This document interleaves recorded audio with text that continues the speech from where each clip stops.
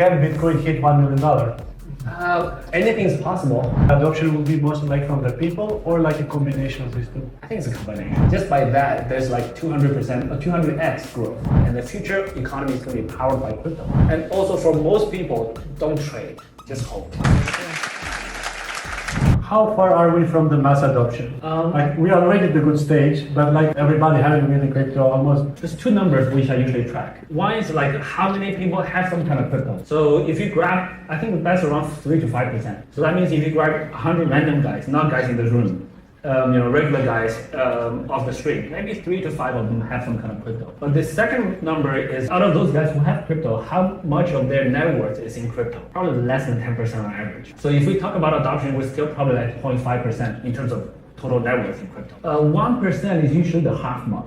Adoption usually grows exponentially. So at 1%, the next year is 2%, the next year 4, 8, 16, 32, 16, 4. So it takes about 7 years after that to get full adoption. If we're 7 years from now? 7 doubles. If it doubles every year, then it will only take 7 years. But it may take longer than 1 year to double. Until 2030, like this estimation, or? I think it's going to take a bit longer than that. I think it's going to be like more than 10, 20 years. Because while this technology is very attractive, the disruption power is so high, we also have a lot of resistance. So many people are afraid of it.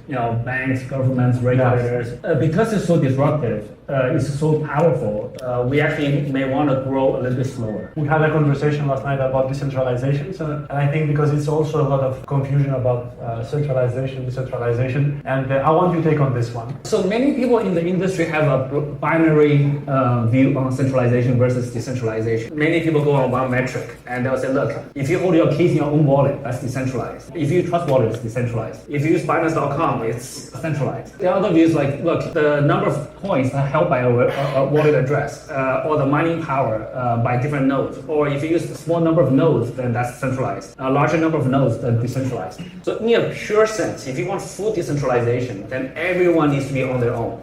There can be no collaboration, no teamwork, nothing. If you and I work together, then that's centralization. Yeah. Right? And if 7,000 people work in Binance and we build a platform, that's centralization. But guess what? Every single crypto project today is done by a team. That's centralization. So if you look at Dogecoin, the top 20 addresses hold more than 50% of the coins. Really? Is that centralization or not? Yeah. You look at Bitcoin, the top 2 mining pools control more than 51% of the hash power. Is that centralization or not? And then you look at Ethereum or Binance being Bitcoin, you can identify the founder, which we probably would have outsized influence if we voice some opinion. Bitcoin doesn't have this problem.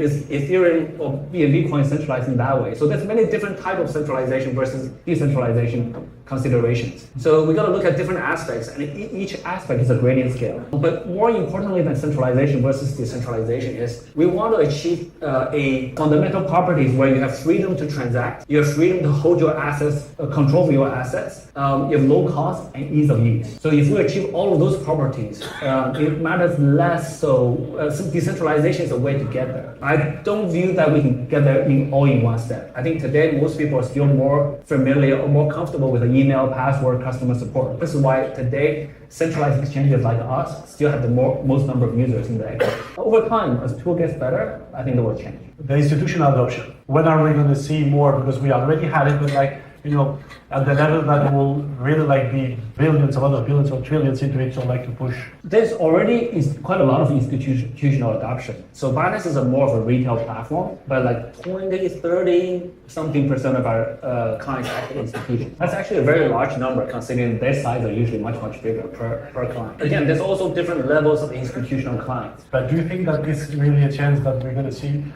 governments adding Bitcoin in the future? How far will be that? I think we're already seeing El Salvador doing it, right? So El Salvador is buying 1 Bitcoin every day. That's initiated by the government. So I think El Salvador will do really well 5, 10 years from now. I've seen this many times. 2014, Tim Draper bought Bitcoins publicly from the FBI auction from Silk Road. Bitcoin price dropped a bit afterwards. Everyone laughed at him. He bought it at $700 per Bitcoin. And he bought 30,000 of them or something like that. We're seeing governments doing that already. I think it's not so much the institution coming in that will push the Bitcoin price up. I think the more people that comes in, the better. The more demand there is, and Bitcoin's a limited supply. Most cryptocurrencies are limited supply. Yeah. The top one. So you think that the adoption will be mostly like from the people or like a combination of these two? I think it's a combination. Combination. Yeah. But do you think that it's possible also like other countries we're gonna see like in the next few years starting? Yeah, for sure. I think it most likely will start with the countries that don't have their own currency. Actually, Europe, most countries don't have their own currency, which is kind of interesting. Yeah. But in many other countries, like El Salvador didn't have their own currency. Central African Republic didn't have their own currency. So those countries will start first. Now I'm gonna go to a spicy question. Can Bitcoin hit $1 million? Anything is possible. Good question. Yeah. I understand that it's not, we are not magicians to predict the future or something, but based on the inflation and the growth. The industry has a lot of room to grow, right? Just by the previous math, if only 0.5% of the wealth are in crypto, just by that, there's like 200% or 200x growth. 200x. Yeah, so 100 100x is 2 million, right? So 200x will be 4 million per Bitcoin. Also, the potential market size of a new technology cannot be measured with the previous one. So we should not measure Uber's market size by taxi companies. We should not measure the market size of cars by horses. Internet can penetrate globally.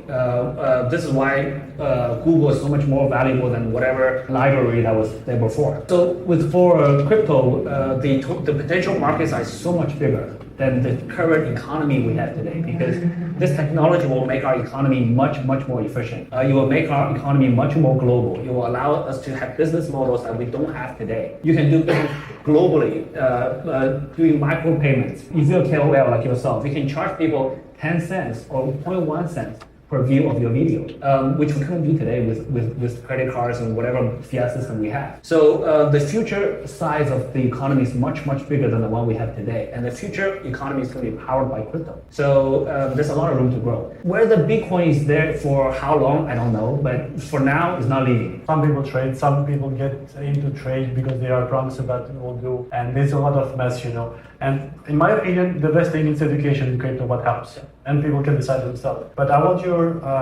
opinion. What do you think that, or where should people focus mostly at this time related to crypto? I think everybody's different, right? So there's no generic advice that helps everyone. But the generic advice would be whatever you're interested in, learn about it first. Spend time reading it. That's the most time-saving part. And start education, and also start small, right? Look, you get a crypto wallet. You want to invest in a crypto project. You want to buy this coin. Buy a tiny bit first, right? Buy a small bit. Install the wallet. Try it. Figure out the utility. Try to use it. Is it just a hype coin, or does it actually have utility? Can you use it to buy airplane tickets or whatever you want to do with it? And understand the project, right? Don't just follow people shilling Telegram messages, Twitter. Yeah. So it just it gotta go through that process. And also, don't be too eager. There's two primary emotions that make people not good traders. One is fear, one is greed. Right, so don't get too. Just because it's going up, don't try to buy more and more of it very quickly. Understand it first. Just because it's dropping, don't just panic sell all the time. So be sure that you understand the long-term benefits or the long-term utilities of whatever you're investing in. That would be my advice. And also for most people, don't trade. Just hold. Like find something from. Here it's about.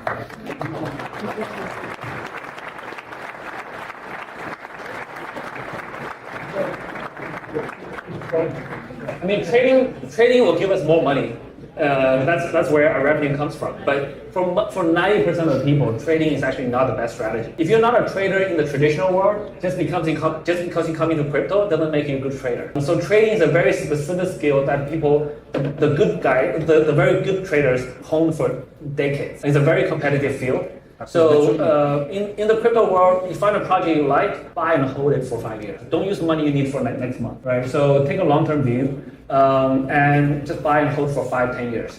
And also when you buy, for most people, I recommend an averaging strategy. Figure out the amount you're going to buy every month. That would be the money that you don't need for the next 5 years. And just buy every month. It doesn't matter what the price is. Just buy whenever you get that money. And put it aside, after 2 years, put it aside for 5 years. you define. Just your final take, whatever you want to say. So I think, look, we're in a new industry. There's a lot of risks. There's a lot of volatility. Do risk manage very well. And risk management is different for everybody. So a guy who has $1 million versus a guy who live on the next paycheck to pay for rent, those two risk profiles are very, very different. And the way you invest will be very different. The way you buy crypto will be very different, or the way you touch crypto will be very different. So do understand risk management.